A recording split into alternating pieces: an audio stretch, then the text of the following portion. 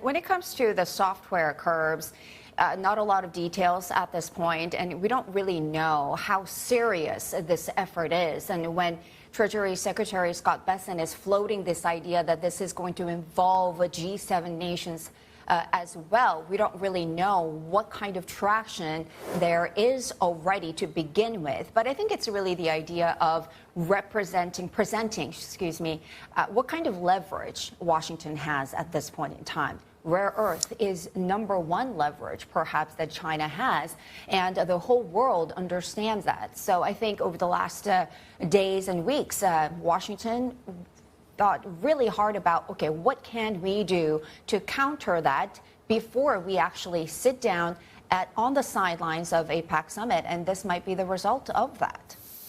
Yeah, it's, I think, important, Chery, to put this all into context. It's not just about restricting rare earths from China to the U.S., and it's not just about the U.S. restricting anything with U.S. software being exported to China. This has become global, right? Because what's going on now is the Chinese curbs on rare earths were basically mimicking U.S. foreign product rules, and this is the de minimis case. Even trace amounts of rare earths, 0.1%, would be affected, right? So anybody in the world using any Chinese rare earths in any product, theoretically at least, has to go to China and go, look, I need a license for this. I mean, how China's going to actually execute and police this, we don't know. But now the U.S. is literally doing the same thing. All right, you do rare earths, I'm going to do U.S. software. And U.S. software is in a lot of products, and I mean globally. So this has become, like it or not, the rest of the world is intimately involved in what's going on between the U.S. and China now.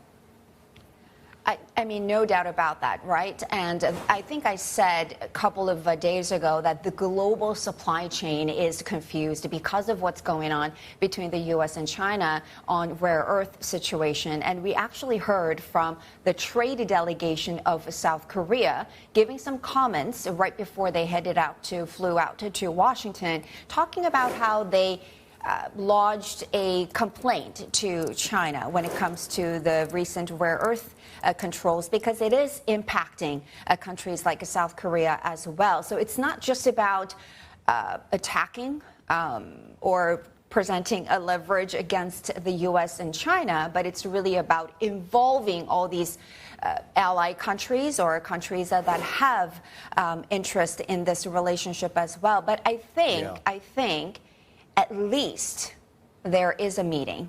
President Trump is talking about a very long one, too, with the Chinese counterpart. So it's not breaking down. We're just seeing all these leverages, tactics, negotiating tools being presented on the table. Yeah, it's always better to be talking than not talking, I guess, right? That's what we've come down to.